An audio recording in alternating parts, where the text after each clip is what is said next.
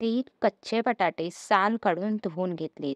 एका बाउलमध्ये पाणी घेतले. बटाटे आपल्याला किसून घ्यायचे आहेत. बटाटे किसताना ते वरून खाली अशा पद्धतीमध्ये आपल्याला किसायचे आहेत. बटाटा वरून खाली असा किसला की त्याचा किस जो आहे ना तो असा लांब लांब असा बाउलमध्ये तुम्ही बघू शकता आलेला आहे. यासाठीच आपल्याला बटाटे किसताना वरून खाली अशा पद्धतीमध्ये किसायचे. इथे मी तिन्ही बटाटे किसून घेतले. बटाटे किसून झाले की 2 ते 3 वेळा ते चांगले धुवून घ्यायचे. त्याच्यावरती जो काही स्टार्च असतो तो निघून गेला पाहिजे.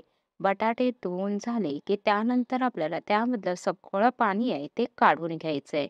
ह्या बटाट्याच्या किसाची आपण उपासाची बटाट्याची भाजी करतोय. बटाट्याची भाजी उपासाची करताना ते बटाटे पहिले उकडून घेतो, त्यानंतर त्याची भाजी करतो. पण आज आपण अगदी झटपट होणारी बटाट्याच्या किसाची भाजी करत आहोत आणि ही भाजी चवीला अप्रतिम लागते. एकदा केला तर पुन्हा पुन्हा कराल इतकी तोंडाची चव वाढवणारी अशी अप्रतिम चवीची बटाट्याच्या किसाची भाजी एकदम कमी वेळात तयार होते. बटाट्याच्या किसमधलं सगळं पाणी आपल्याला काढून टाकायचंय. फोडणीसाठी 2 चमचे तेल गरम करून घेतले. अर्धा चमचा जिरं घातले. 2 हिरव्या मिरच्या बारीक चिरून घेतल्या त्या घालून घ्यायच्या. जिरं चांगलं फुललं की आपल्याला मिरची घालून घ्यायची. मिरची घालून सुद्धा आपल्याला अर्धा मिनिट वरती चांगली फोडणीमध्ये परतून घ्यायचे. तुम्ही उपासाला जिरं खात नसाल, स्किप केलं तरी सुद्धा चालेल. ज्या बटाट्याच्या किसमधलं सगळं पाणी काढून घेतलेलं आहे तो किस आपल्याला आता फोडणीमध्ये घालून घ्यायचा आहे. गॅस एकदम कमी ठेवूनच आपल्याला चांगला परतून घ्यायचा आहे. बटाट्याचा किस चांगला परतून झाला की ह्यामध्ये आपल्याला मीठ घालायचंय. चवीनुसार मीठ घालून घ्या. बटाट्याचा किस आहे तो शिजल्यानंतर थोडासा आळला जातो, त्यामुळे मीठ घालतानाच थोडासा कमी घालून घ्या. मी इथे अर्धा चमचा मीठ घालून घेतले. मीठ घालून मिक्स करून घेतले. आता आपल्याला ह्यावरती झाकण ठेवायचं आहे. गॅस एकदम कमीच ठेवायची आहे. गॅस एकदम कमी आहे. वरती झाकण ठेवलंय. हा बटाट्याचा किस 90% एवढा शिजवायचा आहे. एकदम जास्तही शिजवू नका. बटाट्याचा हा किस एकदम गिळगिळीत असा होईल. इथे आता 2 चमचे एवढं मी शेंगदाण्याचा कूट घातलाय. शेंगदाण्याचा कूट आहे तो शेवटीच घाला, आधी घालू नका. मी 1 चमचाभर असे शेंगदाण्याचे मोठे-मोठे असे तुकडे आहेत ते घालून घेतलेले आहेत. म्हणजे एका शेंगदाण्याचे 2 भाग असे केलेले आहेत. असे शेंगदाणे या भाजीमध्ये घातले की बटाट्याची भाजी खाताना जेव्हा ते शेंगदाणे दाताखाली येतात तेव्हा भाजी चवीला अजूनच छान लागते. शेंगदाण्याचा कूट शेंगदाणे घालून मिक्स करून घेतलं. शेंगदाण्याचा कूट व तुम्ही असे तरी ते शेवटी भाजी शिजल्यावरच घालून घ्या. शेंगदाण्याचा कूट शेंगदाणे घालून 2 मिनिटं परतून घ्या. भाजीची चव अजून वाढण्यासाठी यामध्ये मी अर्धा लिंबाचा रस घालून घेतलाय. लिंबाचा रस घातलाय तरी सुद्धा मी यामध्ये साखर घातली नाही. बटाटा गोड असतो. त्यामुळे आपल्याला ह्यामध्ये साखर घालायची नाही. बटाट्याची कीसची भाजी करताना गॅस सुरुवातीपासून शेवटपर्यंत एकदम कमीच ठेवायचा आहे. तुम्ही बघाल तर अजिबात आपली भाजी गिळगिळीत झाली नाही, तर छान अशी बटाट्याचा कीस आहे तो सुद्धा त्या भाजीमध्ये अगदी व्यवस्थित दिसत आहे. भाजी शिजवताना फक्त 80 ते 90% एवढे शिजवा, त्यापेक्षा जास्त शिजवू नका. भाजी शिजवताना तुम्हाला जर वाटलं की भाजीमध्ये पाण्याची आवश्यकता आहे, तर पाणी जास्त घालू नका. पोहे खाण्याचा जो आपला चमचा असतो, त्या चमच्याने 1 ते 2 चमचे एवढंच पाणी घालून घ्या. तुम्ही जर एखाद्या पातेल्यामध्ये किंवा कढईमध्ये भाजी शिजवत असाल, कढईवरती, टोपावरती झाकण ठेवून घ्या. त्या झाकणावरती थोडंसं पाणी ठेवून गॅस एकदम कमी ठेवून तशी सुद्धा तुम्ही ही भाजी शिजवू शकता. उपासाला कोथिंबीर खात असाल तर वरून कोथिंबीर घालून घ्या.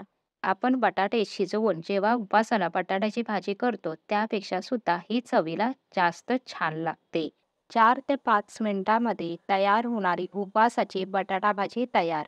प्रकार दुसरा. 2 कच्चे बटाटे साल काढून पाण्यामध्ये ठेवले होते. बटाटा आहे लगेच काळा पडतो. आपल्याला बटाट्याच्या आहेत ना त्या थोड्याशा मोठ्या-मोठ्या अशा फोडी करून घ्यायच्या. जास्तही बारीक करायच्या नाही. बटाट्याच्या फोडी करून झाल्यावर आपल्याला धुवून घ्यायच्या. धुवून झाल्या की मिक्सरच्या भांड्यामध्ये घालून 2 छोटे चमचे एवढंच पाणी घालून मिक्सरला आपल्याला बटाट्याची पेस्ट करून घ्यायची. छान अशी स्मूथ एकदम पेस्ट आपली झालेली आहे. एका बाउलमध्ये 1 कप एवढा वरी तांदूळ घेतलाय. कोणी याला भगर सुद्धा म्हणतात. ते एका बाउलमध्ये घालून घेतले. बटाट्याची पेस्ट आपण केली ती सुद्धा आपल्याला ह्या वरी तांदूळमध्येच घालून घ्यायची. अर्धा कप एवढं दही घालायचं आहे. दही जास्तही आंबट नसावं. बटाट्याची पेस्ट, दही आपल्याला वरी तांदळामध्ये चांगले मिक्स करून घ्यायचे. ज्या मिक्सरच्या भांड्यामध्ये आपण बटाट्याची पेस्ट केली, त्यामध्येच मी ते 4 चमचे एवढं पाणी घालून, ते पाणीसुद्धा मी ह्या वरच्या तांदळामध्ये घालून मिक्स करून घेतलंय. पाणी आपल्याला सुरुवातीला जास्त घालायचं नाही, इतपत सैल आहे.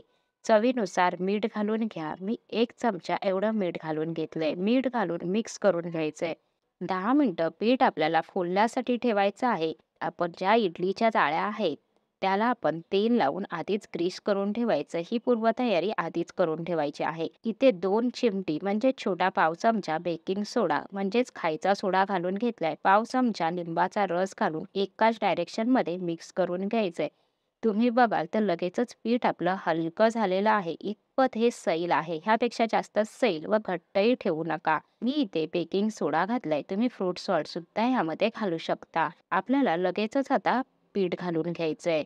गॅसवर पाणी सुद्धा मी गरम करायला ठेवलंय. पाण्याला चांगली उकळी आली. आता आपण ह्यामध्ये पीठ घालून ह्या जाळ्या आपण इडलीच्या भांड्यामध्ये ठेवून घेऊया. गॅस आपल्याला सुरुवातीला 5 मिनिटं मोठा ठेवायचा आहे. 5 मिनिटं झाल्यानंतर गॅस आपल्याला मध्यम करून ह्या इडल्या वाफवून घ्यायच्या आहेत. 5 मिनिटं गॅस मोठा ठेवल्याने इडलीला चांगली वाफ मिळते आणि इडल्या चांगल्या फुलून येतात. म्हणून आपल्याला सुरुवातीला 5 मिनिटं इडल्या केव्हाही तुम्ही तांदळाच्या जरी इडल्या करत असाल, तरी सुरुवातीला 5 मिनिटं गॅस मोठा ठेवा. त्यानंतर तुम्ही 10 मिनिटं गॅस मध्यम करून इडल्या वाफवून घ्या. म्हणजे टोटल 15 मिनिटं इडल्या वाफवून घ्यायच्या आहेत. ते तुम्ही बघाल तर इडल्या आपल्या चांगल्या फुलून आलेल्या आहेत. इडलीलाच छान अशी जाळी आले, मऊ लुसलुशीत वरी तांदळाची झटपट अशी आपली उपवासाची इडली इथे तयार झाली.